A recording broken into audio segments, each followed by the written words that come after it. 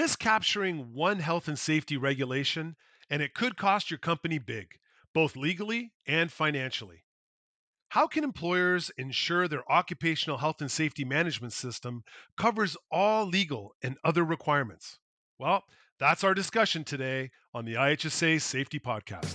It's time for the IHSA Safety Podcast. Welcome to the IHSA Safety Podcast. I'm your host, Ken Rayner. On this episode, we're diving into a cornerstone of workplace safety, legal and other requirements. Whether you're a supervisor or whether you're an employer or a worker, having clarity regarding your obligations under Ontario's Occupational Health and Safety Act or the Canada Labour Code Part 2, along with a clear understanding of other requirements, is essential for a robust and highly functional system. And to help us better understand how to create a highly functional system, very happy to welcome back to the podcast one of IHSA's subject matter experts in occupational health and safety management systems, Maren Gamble. Welcome back, Maren. Thanks, Ken. It's always a joy to get to talk about the things going on in my head.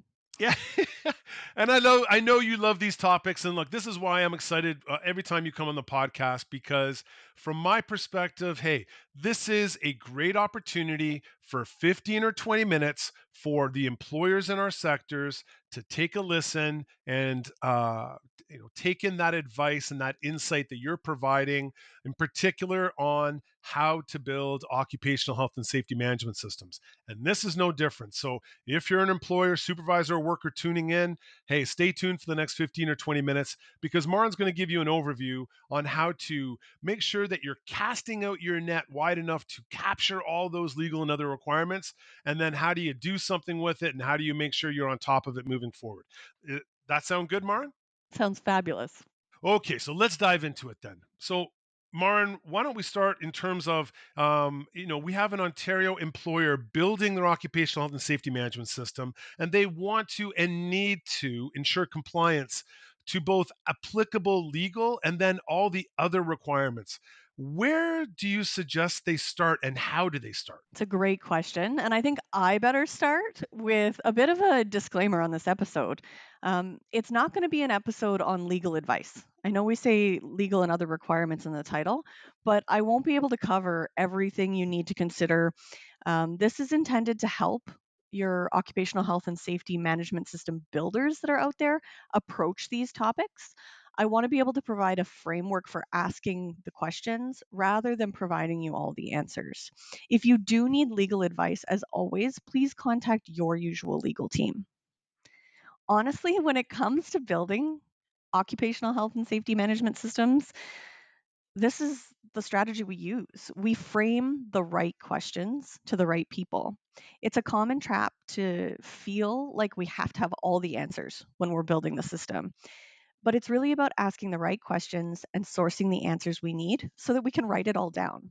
Our expertise as system builders is vital, but it's not alone in that process. So I always want to give that sort of context up front. That said, when it comes to asking the questions about legislation and other requirements, like we're going to be doing today, most organizations are going to start with the big pieces of legislation. It's probably not going to be a shock to you, Ken, that the first thing we usually think about is the Green Book, which is a primary resource for legislation and regulation if you are provincially regulated, and the Canada Labour Code Part 2 if you're federal.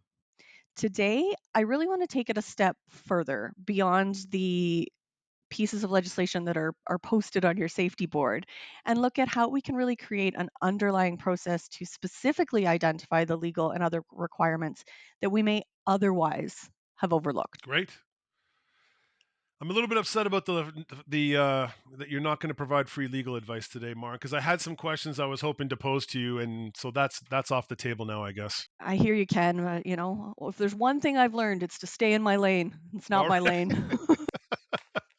All right, let's stay in those lanes. So today's lanes are providing guidance on sort of casting that net to ensure you have captured the legal and other requirements that you need to adhere to make sure you're in compliance, right? And you're conducting the work as it is expected and intended.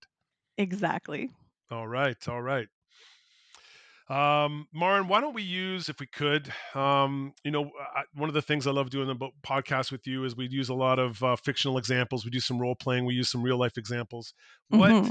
Maybe we could do that. We could use a fictional example of, let's say, an Ontario general contractor. So they're operating under provincial regulations, the Occupational and Safety Act, and the applicable regulations. Um, for them building their occupational health and safety management system. So I know I've asked you to prepare something in terms of a fictitious example. That's right. Tell us about your fictitious Ontario general contractor and their imaginary work, if you will. Which is perfect. And I'm not going to lie to you, Ken. I've leaned into some things similar to some of my previous experiences because that is my wheelhouse and that's where I feel most comfortable speaking. So let's talk about it. The geography for this firm. Let's talk about a general contractor that has 10 to 12 active projects throughout Southern Ontario.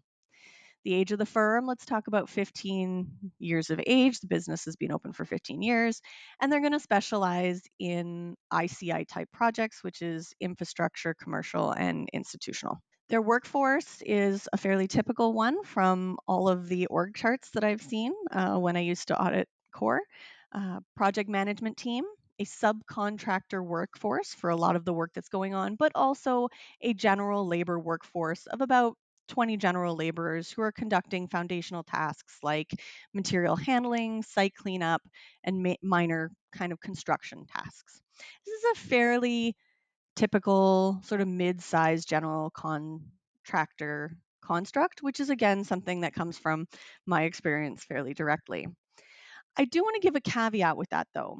I've made a bunch of choices when I'm building our fictitious firm here. And you can really consider the impacts of each of those choices if you think about them. I chose a geography in southern Ontario for today. But if you are in the far north of Ontario, there will be other requirements based on that location. Consider those who need to use ice roads to bring in materials for all their work for the next summer. Those are going to introduce other considerations that I won't be touching on today. My example is also a 15-year-old business. Change is going to be a big factor for this firm. Change is hard, but this is going to have different impacts than if I just opened my doors or even if I was a multi generational family business. Mm-hmm.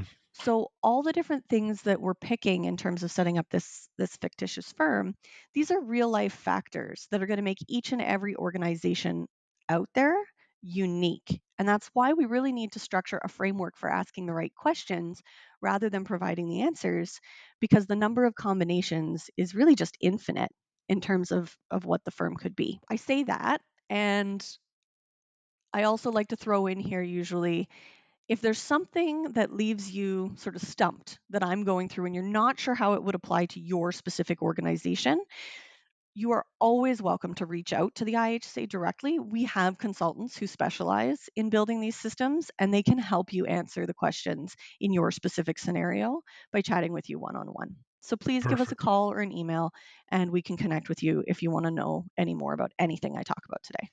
Yeah, great point. I don't think we can emphasize that enough, Maren. I go back to when we began the core program many years ago and started some of our very first workshops that I remember you were a part of, based on helping out when you were still working in industry, and the when we gave a survey regarding what would people do differently if they had the chance to start all over again, and the number one response was they would have asked more questions of IHSA to help them along the process. So, want to emphasize that if you are struggling with something, if you have a question, don't hesitate, send it into IHSA, let us address it and help you out and point you in the right direction of where you need to go. 100%. That was well said, Ken. All right, thanks. And hey, Maren, so just again, maybe and when we're talking about the business that you just described for our listeners out there, you have described a business where the general contractor, irrespective of whether they're using their labor or subcontractors, has care and control over that site. So when we're talking about legal and other requirements, it is the general contractor's duty as the constructor on that project to ensure that they've captured all of those legal and other requirements and they're being followed, correct? That's absolutely correct and a fabulous point. By setting it up as an example with a general contractor, it's going to allow us to touch on a bunch of different trades and a bunch of different considerations in our chat today. Okay. So I think we've touched on the easy one, right? So again, regardless of the person's lack of knowledge regarding occupational health and safety, or whether they are an expert in it, I would think most people would at least know that there's one area that they have to adhere to, which is the overarching health and safety legislation for that jurisdiction. And as you mentioned, in Ontario, for doing provincial work, that's what's known as the Green Book, the Occupational Health and Safety Act, and its applicable regulations. And then when you're working in federal, it's the Canada Labor Code Part 2.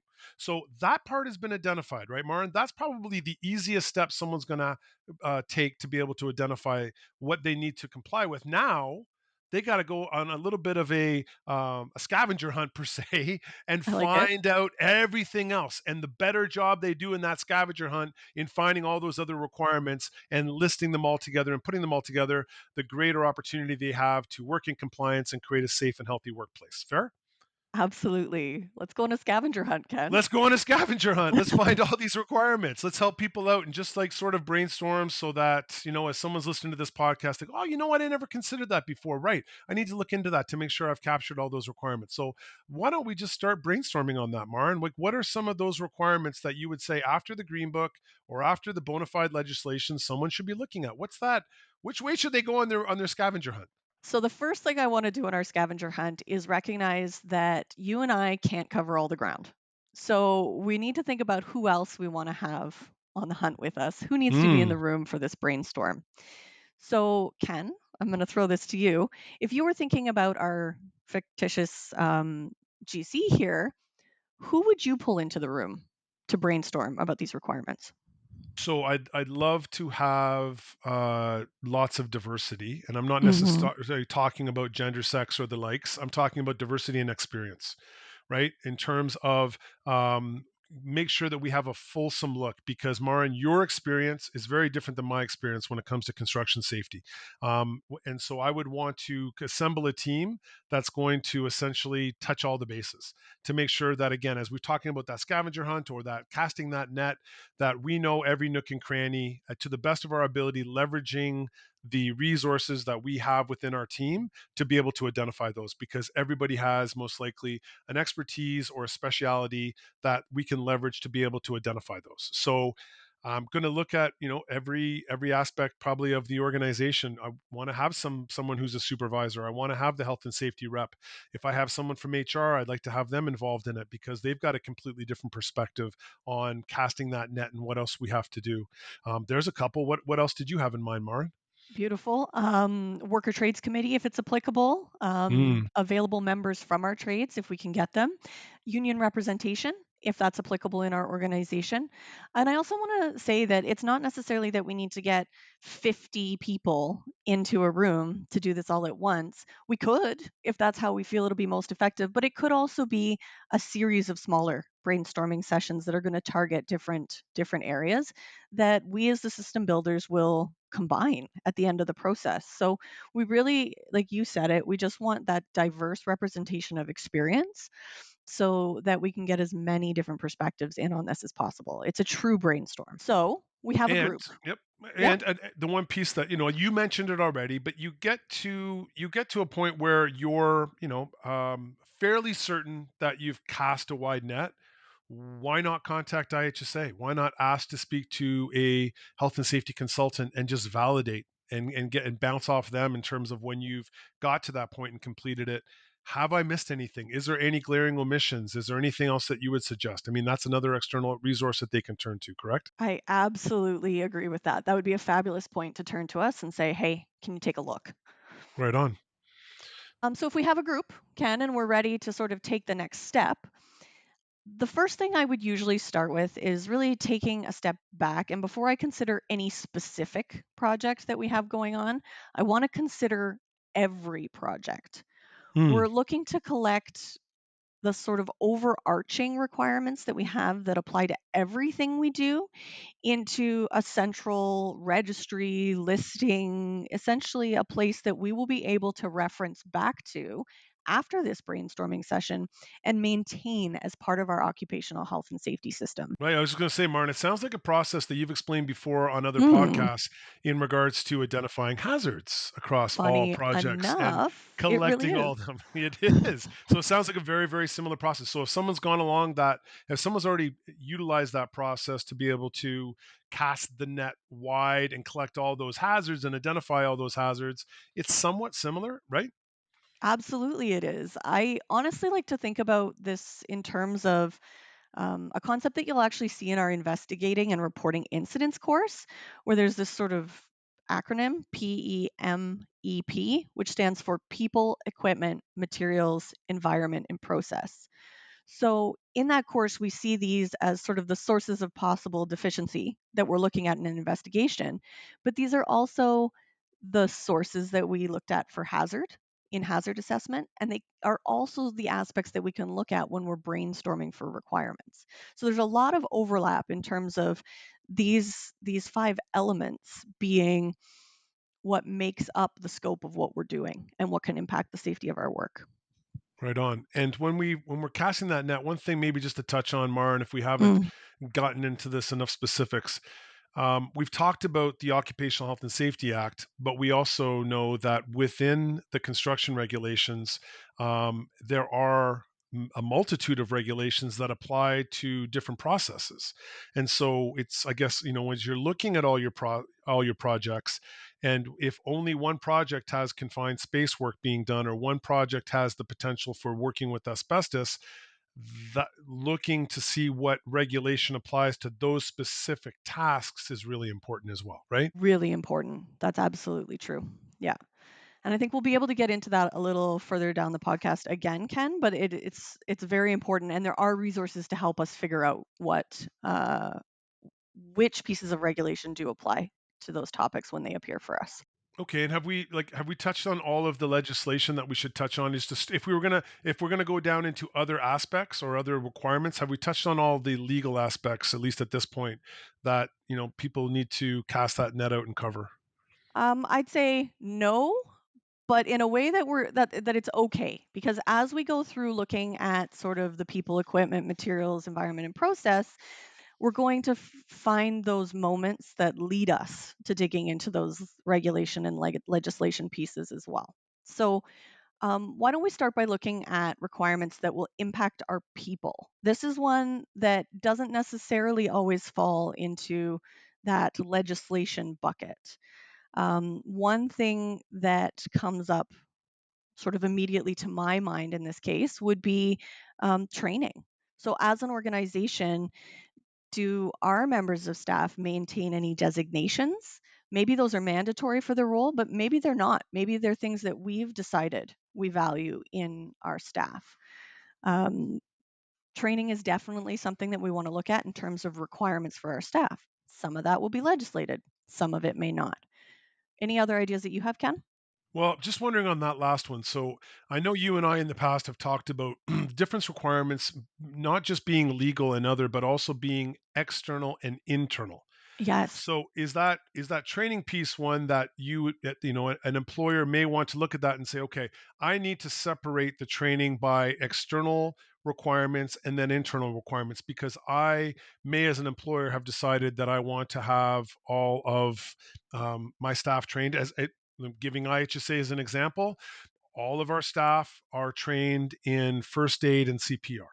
That is not a legislative requirement. That is not an external requirement. That is an internal requirement to correct. have all of our staff trained, all 180 of our staff, right? So that would be an internal requirement rather than external requirement. And so And identifying that, yeah, yeah, I love that example because, how mentioned before, we want to create a list or a registry of these requirements. It's good to add another column in there that's identifying where they're coming from. Is this something that's imposed externally, or is this something that we've decided internally? Keeping track of that will help you make your review of this go faster down the road because you know where it's coming from and how much control you have over that decision. absolutely. And if you've made that decision to have that internal requirement, there's probably a really good reason you have. So let's continue with the fortitude and make sure that it's everyone's adhering to it. If you've established that criteria, make sure it's adhered to, make sure condition expected is condition found, right? Absolutely. What about equipment? So I mean, there's Mhm. lots of equipment that's used on construction projects. How much of it does the operator have to have specific training in it? Is it again external? Is it internal? Do they have to have a license to operate some of that equipment? That would all need to be captured, wouldn't it? Absolutely. Taking it a step further, we might ask that people on our staff have completed designations if that's a requirement that we've set internally. So maybe you're looking at the NCSO or NHSA um, safety designations that you can get. Maybe it's CRSP, maybe it's a journey person status that you need that's actually an external requirement. Do you need a driver's license? Health and safety basic awareness training, that's going to be a legal requirement that we need, depending on circumstance. Externally required working at heights might come into play. And then a big one is if you are in a union environment, you're going to need to consider your collective bargaining agreement because that does impact your people and is likely to have additional requirements that go beyond legislation and apply to your organization. Excellent. And you think about a driver's license. So who's maintaining that information? How often are you validating that that license is still active and the individual can still safely or legally, I should say, be driving for your company because they have a license that is in good standing. And then things like getting an abstract to validate that, and then so that's an external requirement. What about the internal ones where you might say, well, I'm going to require our staff to take IHSA's distracted driving course. It's a free course.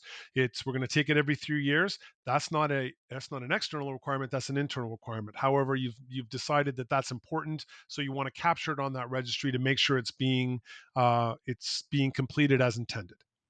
And you bring up a good point there, Ken, because just like our hazard registry that we may have talked about, or any of our other sort of a document registry that you may have, these are really the first step in a lot of things where you're identifying the full scope of that topic. Because then it gives you the opportunity to have an itemized list that you can look at to determine, okay, how do I accomplish all these things? What do I need to actually do from here? So it helps create the foundation of that process that you're going to take further to make sure you're accomplishing those goals. Hey, Maren, with all your experience, um, can you see any which way that an employer would be able to track all of these requirements without creating some sort of registry where all this information is captured? I have not come across such a thing yet, Ken. Okay. Definitely, there's value here in keeping a record of what's being found.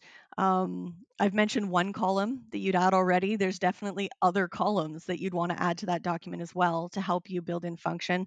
We'll talk about that a little bit, I think, later in the podcast. But just like you've mentioned, there needs to be people who are accountable for these things. There need to be timelines that we're following up on to make sure that we're actually not only identifying them, but now that we've identified them, we have a process in place to stay on top of them.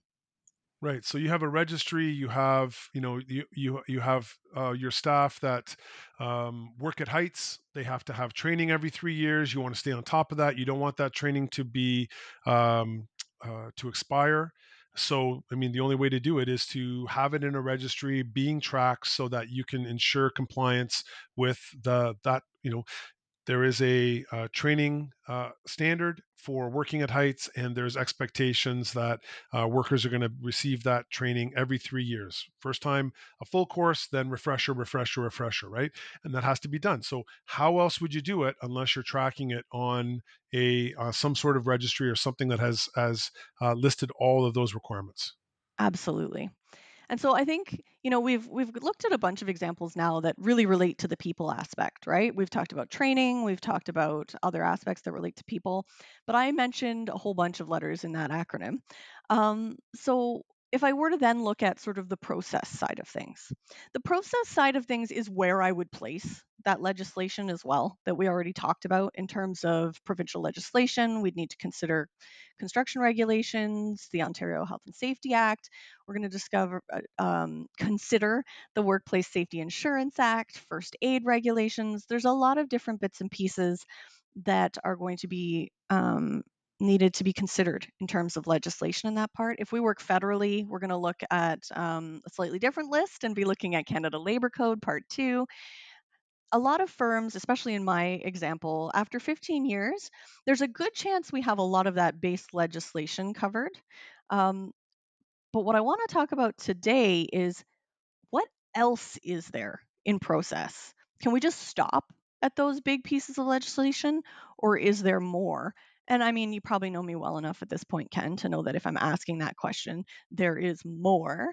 Um, what are your company's special initiatives? What do I mean? Are you planning for an audit? Like, are you doing a core audit or an ISO audit? Are you participating in the WSIB's Health and Safety Excellence Program for rebates? These are special initiatives that your company may have chosen to take on that are going to impact the requirements in your system.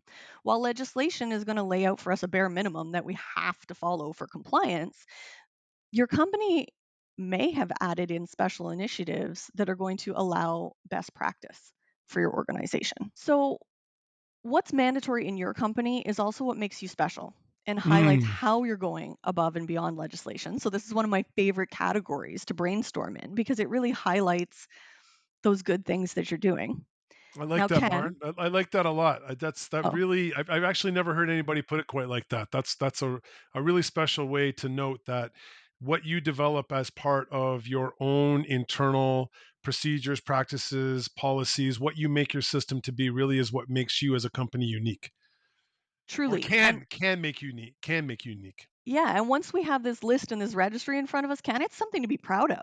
This Mm. this is our company's commitment on paper to all the little bits and pieces that we've decided to do.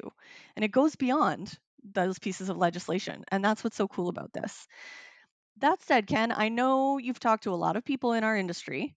Any other special initiatives that you've heard about out there that we might consider? Well, I think one thing that we're using as a fictitious example, an Ontario general contractor.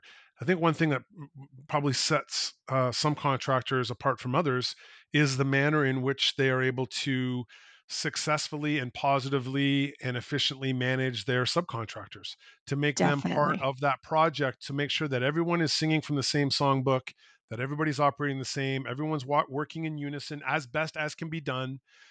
That's where the real success happens, right?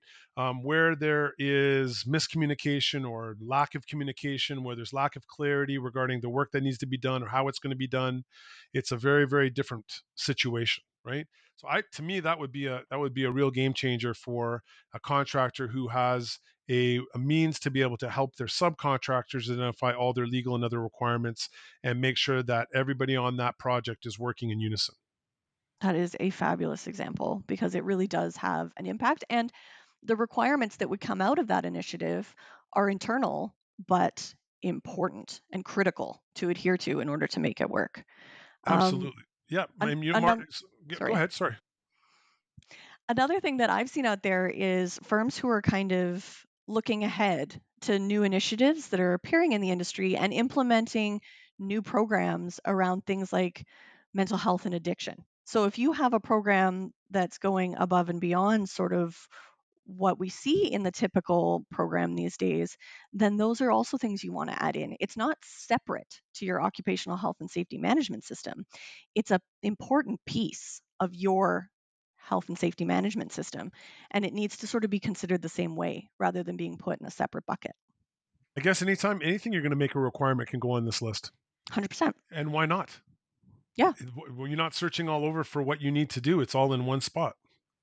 Yeah, I mean, we're doing this for health and safety, but it doesn't even have to be limited to health and safety if you want. If it's a functional piece of your business, one of the beautiful things about systems is they often improve not only health and safety, but productivity and efficiency as well across your Hmm. organization. And Mark, could I jump into things like, could we get into equipment at this point? Because that's going to be a major part of any work that's being done on a construction project. So, whether that is scaffolding as an example or heavy equipment, they all come with certain requirements, and those would be external requirements, at least some external requirements. I'm sure there could be internal requirements if you have decided to do things a certain way above and beyond the minimum requirements. But Absolutely. Maybe what about some of those examples in terms of just continuing to cast that net on requirements? Perfect. And so, in order to find out a lot of these equipment references that you're talking about, Ken, I might even pull out our hazard registry, job hazard assessment, those kinds of things if you already have them. Because, like we said before, in identifying hazards, we probably did identify some of the equipment being used as well. But scaffold, you mentioned scaffold, and I think it's just a fabulous example when we're looking at requirements because within that one sort of piece of equipment, scaffold, there's a lot of different requirements we should consider. There are scaffold drawings that we probably need to be looking at. There's requirements for scaffold inspection. The Scaffold Industry Association of Canada has codes of safe practice in Ontario that are often referenced in those drawings as requirements for how you're going to do the setup of those scaffold. Does your scaffold need to be set up with tarps on it? Is it winter? Are we tarping it in for winter heat? How does that change the requirement of how I'm setting up my scaffold and how I'm maintaining it? So, just one thing like scaffold, there's a lot of different requirements that we're going to ask about and brainstorm about in order to add them to that list. Love it. And another one that comes to mind that would have similar sort of a multitude of requirements could be propane. If you're using propane on Absolutely. construction projects, right? Not only do you have the regulation when it comes to TSSA, but you have your staff been properly trained? Are you doing everything from a ventilation standpoint in regards to carbon monoxide? Like there's a whole host of things there. From as soon as you delve into that world of propane or asbestos or confined space, you really almost have to get another. Continue to use that net analogy. You got to get another net and cast it over that whole piece and say, did I Right. cover all the requirements for that as well? And this is where you might want those mini groups too for Mm, brainstorming, right? So you may yep. put propane on your first list and then convene another brainstorming group to dig deeply into propane because like you said, propane, training, SDSs, storage, transportation, the list is decently large for requirements. And that's likely something that our company's using on every project that they're working on. Other things that I'd look at: heavy equipment, training and experience requirements, proof of competence requirements, any requirements to operate, care for, maintain. Looking at the manuals. Manuals are so important when it comes to any piece of equipment because the manufacturer's manuals, the operator's manuals, tell you how to use that equipment. Mhm. That becomes your requirement. You need to know what's in there. You need to follow the maintenance requirements. You need to follow the inspection requirements and the operating guidelines. Those manuals are your requirements. So that's something that we definitely need to pull and work into this registry that we're working on. Fall protection equipment also has manuals. And so there's sort of a general, we take training and there's general inspection guidelines and use guidelines, and they're all valuable, incredibly valuable. Don't let me understate that. But you also want to layer on the manual information for your specific gear because it may ask for more frequent inspections than standards do. So Absolutely. always dig into those documents. Yep, and a lot of the things you've mentioned, Maren, I know one thing we haven't talked about is electrical. But Mm, thinking about all of many of the things that you just mentioned, again, if you have already completed a hazard assessment and you have a hazard registry, yes. go back to that, because when we're talking about utilizing propane or working with asbestos or confined space or working from heights or using any particular piece of equipment or again electrical, they should all be contained in some hazard registry that you can then apply to go, okay, there must be some either legal or other requirements that are associated with that work. Now I got to find out what those are and make sure that there's clarity between both registries. Is that fair? Absolutely. And you bring up a good point. When I make a hazard registry or a hazard assessment, often one of my columns in that document as well is sort of legal and other requirements. So I can even flag it there right? As I'm going through, as I'm thinking about the analysis of that hazard, I might also put a column there and say, what kind of requirements are coming out of this, legal Yep. or otherwise? Yep. So we really can have it represented systematically at that point as well. But yeah, these things are all coming from that process. I'm just going to speed round a few other things that come to mind, Ken, just in case it triggers some thinking for anyone that's listening. Are we thinking about concrete and masonry, the SDS requirements? If we're cutting older asphalt that's out there in the world, there could be asbestos exposure in that case. So then we need to look into asbestos requirements. Spray insulation can include exposure to isocyanates. You did mention propane, but also there's the potential of temporary fuel containers. Do you have a diesel container on site? And what are the TSSA requirements for that? I could keep going for ages, right? That's the point of this conversation, is getting the right people in the room to pull that list and asking the right questions. Absolutely. And you've touched on a lot, I would say, of the who. So like who needs training, who needs this, and also the what. What are some of those examples, some of those tasks and the likes?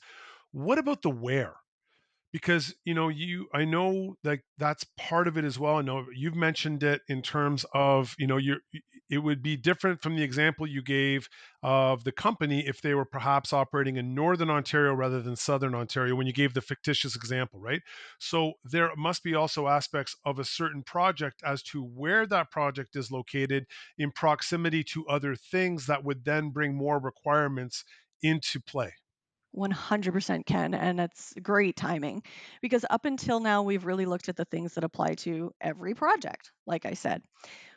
But there's also a lot that comes into play when we look at specific projects, the scope of work, and also where they're located. So if we create sort of that overarching registry for our organization, we also need to take it a step further and create a project specific registry, if you will, where we're looking at the project specific considerations. For that, my first go to is often to check out the specifications, the drawings, the shop drawings that I would have available, because those are outlining project requirements. They tend to form the contract, right? That is what we are building. Anything unusual in them that would be outside of what we've already put in our registry should really be flagged and added to our list for this project. I'd suggest if you have estimators at your organization, they can maybe even help with that, even at the stage of project bidding by flagging the weird stuff, the stuff we don't usually do. What's weird? Give me some weird examples, Maren, if you would. Maybe it's a historical building. So if it's a Hmm. historical building, are there aspects that we need to protect and maintain and treat differently? Are we working on a waterway?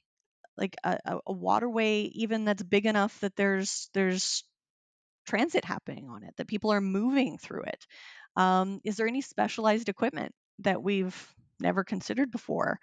Do we have to do tree protection?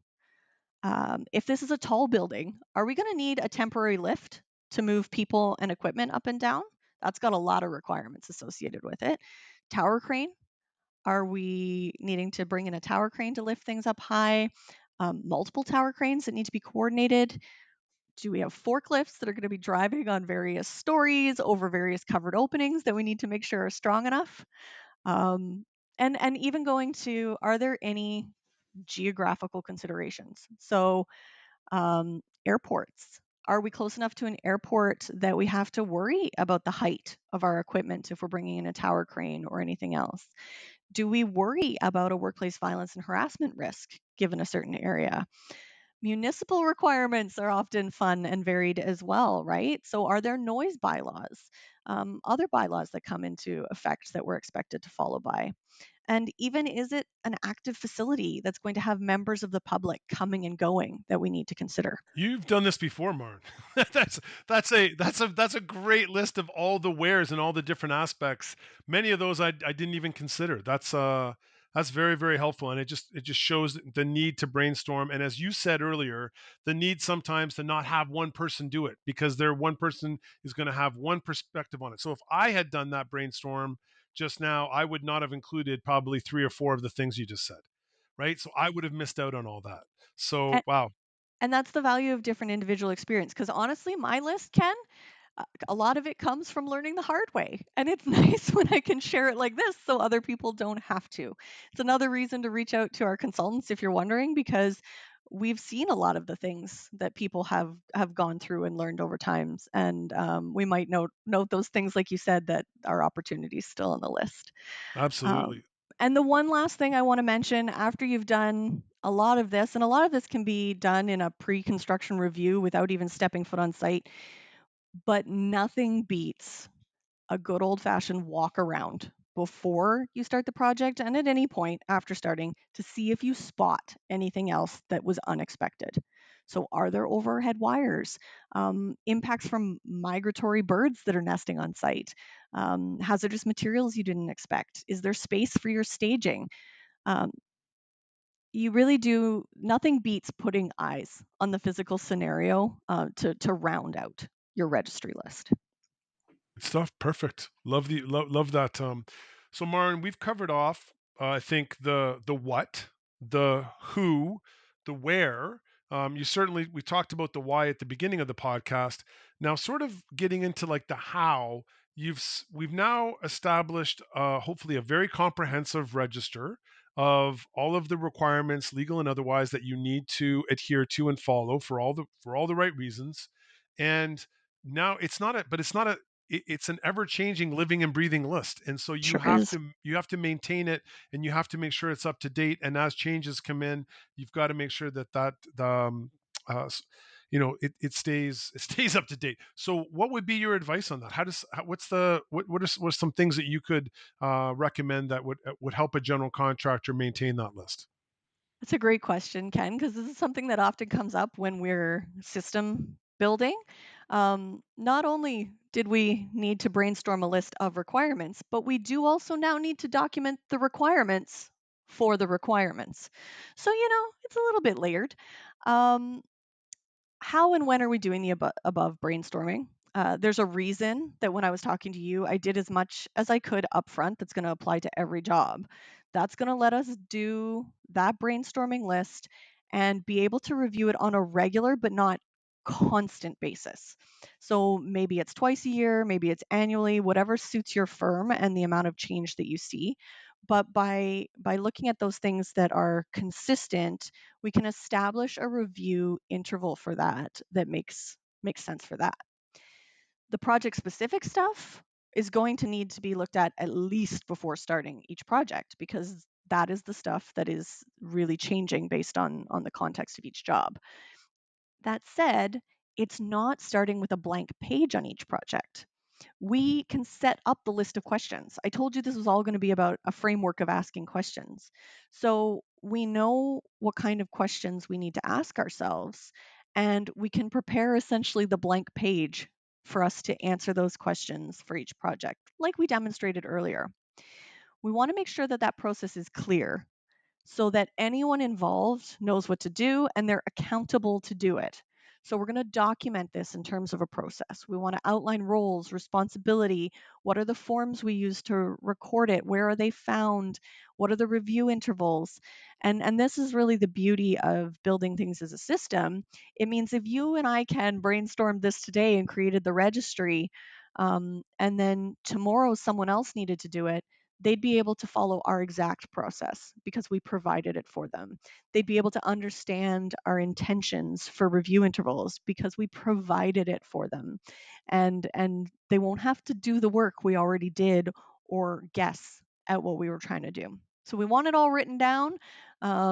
We got to outline those requirements for the requirements, as funny as that may seem. Gotcha. And I always want to point our listeners to, in all these podcasts, as often as we can, to free resources that IHSA has available, either on its website or, through the services we provide that can help you in this regard. So, undoubtedly, there's some resources we have, Maren, that could assist employers, workers, supervisors as they go through this process. What would you recommend? Okay, so my number one item, Ken, I'm super, super excited about. Some of the people listening may have had our IHSA construction safety app on their phones previously, but we have somewhat recently revamped and relaunched it. This app is so exciting to me because it includes tons of topics that are relevant to construction. And for each of those topics, it's going to include a summary. It's going to include references to legislation. It's going to include specific resources that we have for it. And it's available there sort of in the palm of your hand for completing your system building, but also to have in your pocket on site if you're a supervisor, if you're a member of the frontline staff. Essentially, any topic that pops up and you're going, wow, okay, I'm looking at scaffold.